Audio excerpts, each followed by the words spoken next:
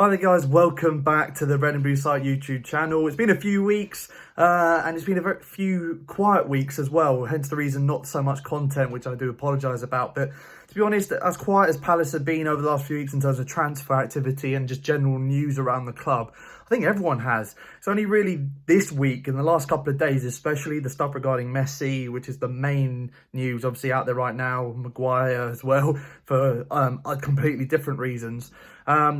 It's not really been until this week that we've seen some actual newsworthy stuff to talk about in terms of, potential transfer movements. And I will get on to a big one that has been, with us for quite a number of weeks now. And we've been talking about this particular player for a good few months. And it looks like it is going to be within the next 48 hours confirmed. I'll get onto that in just a moment. But today is officially the start of our pre-season for the new season. And it's come around so quickly. It is crazy how quickly the end of last season and the start of this season has come around. But it's something we've all got to get used to, of course. We were playing Oxford today at home. Quite a strong lineup. I did tweet out actually that I thought, what are the odds that starting lineup we saw today, bar Henderson in goal and probably, and probably Readables at left back, what the chances that would be our starting 11 going into the new season? I think the odds wouldn't be that big, if I'm honest. Obviously, you've got Luca was out of the side today. You had Wickham. Benteke still got an injury.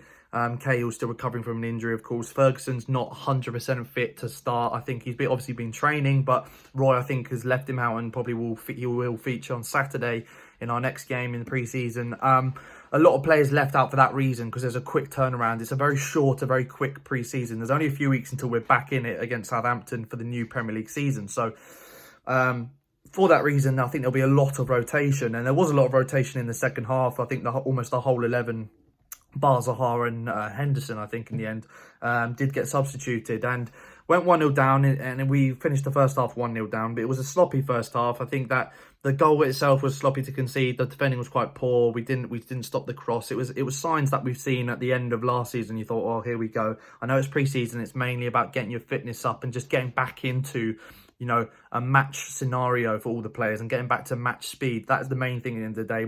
I wasn't really concerned if we lost or, won this game, to be honest. It didn't matter to me. It was more just about seeing some youngsters play, which we did in the end. And Roy did take his time on quite a few of them. And seeing some energy in the side, just seeing players again, and getting back into the swing of things. I know it's only been a few weeks, but it's just a good feeling, New kit looks okay as well. I know I came out in my kit video, the last video, to saying how much I thought the kit was awful, but I think it looks a lot better in person. And yeah, as I said, first half was quite sloppy. We had some good opportunities, good link-up play at times. We are playing Oxford, you've got to bear in mind. But, Oxford, it was quite a good test for our first game back because obviously they've got less than 10 days until the start of their new season. They're a team that probably, if they didn't bottle it in their playoff game, they'd be probably in the Championship right now, in my opinion. They're a good side. They've got a good manager as well. And, they've had a number of pre-season games already. They finished their season a lot earlier than Palace, and they're starting their season as well soon. So, yes, we finished our season later, and because of that, I think it kind of levels out in terms of the fitness of the two sides. But I think they're definitely much more up to match speed than us because this is our first game back. So it was a good test, good early test, I think, to have for the players. And second half, we were brilliant. I think put them under pressure at times.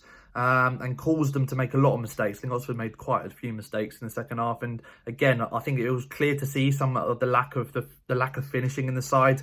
And hopefully, with some transfers, we've got a lot of transfer activity starting to heat up around Palace, which is great news for us. We could be fixing that problem very shortly. In the end, we did win 3-1, and of course, it was a lovely taken finish from Wilf. Poor penalty just before that from Schlupp, but we'll gloss over that. And also a lovely little bit of build-up and a nice finish from Maka as well, which is good to see as well. So. And I think that Nia Kirby coming on, Max Meyer had quite a good game coming off the bench. All got to bear in mind, of course, we are playing Oxford United, and you don't want to delve too much into that because you realise the opposition that we will be playing in pre-season aren't going to be of the level of, Southampton, first game back, for example. So we've got to bear that in mind. But I think all in all, good performance from the team, and it's a good base point, It's a good starting point to build on for the rest of the season, hopefully. Moving on to the other news, though. Eze, obviously a player that we've been heavily linked with for a number of months now, and that everyone that I see around the club want at Palace really badly. He fits into that mould of the winger that's that Source FC style of winger that we love. You know, the flair, the skill, the ability to take on players, a good finish on him as well, which is something that we need, as I've already mentioned, and he could bring to the squad, whether he plays, you know, wide right, which is probably his favoured position. He can play across the front three, though, which is brilliant, a bit of diversity. It's today been reported that we have finally agreed a fee of £16.5 million plus £16 million plus £3.5 million add-ons for Eberechi Eze. So obviously bringing the total to 19.5 million. I think that's a really good deal, and you know, QPR were holding out for 20 million, and I completely agree. Get that. I think that we played this really well. We've gone in with a bid. We've gone second bid got rejected, and we slowly built it up. And we've done it fairly quickly. We haven't waited, you know, until deadline day to get this done. It looks like we're going to get this done, and in the next 48 hours, he could be confirmed as a Palace player, which is fantastic news. And I think he slots straight into the team.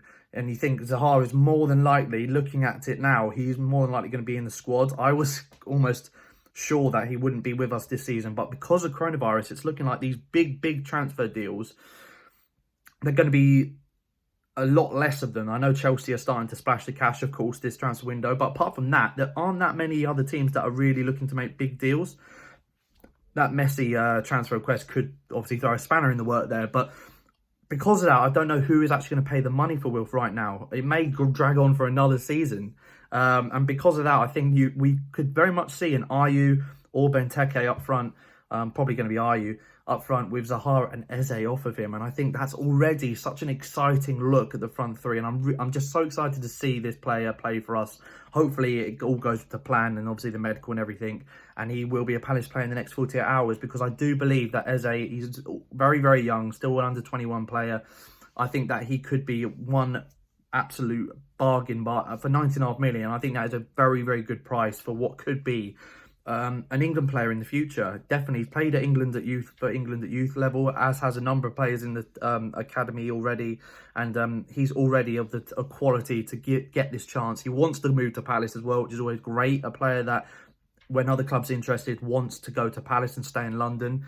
I think everything about this move excites me. I just really hope it pays out for him and the club, and we get to see a young player, an exciting player, play with freedom and express himself, and hopefully get goals and assists in the new season. So obviously it's not confirmed yet, but it looks like in the next 48 hours Eze will be a Palace player if all goes to plan. Let me know your thoughts down below, guys. Are you as excited as I am about this news today? £19.5 million, which includes the £3.5 million add-ons to a £16 million transfer fee for Eberechi Eze from QPR, and I think that is one of the best signings of the window we can have. There's other news as well. Matega from Mainz, the striker there, £40 million bid rejected, but we're looking to try and negotiate there. Don't know too much about him, but we'll be doing a video on that shortly. If any more bids or news around him come out, he could be a really big signing for us as well up front, and all of a sudden we could be looking at a really exciting start to the next season if these two deals go through. But Eze could be a Palace player very shortly. Let me know your thoughts down below, guys. Like, share, subscribe. Are you as excited as I am about Eze potentially coming, or looking like he will be signing, and of course Palace being back? New kit, new look side, and hopefully a brand new approach to this season, and we can have a really good, strong start. Let me know your thoughts. Really excited for the season to be back.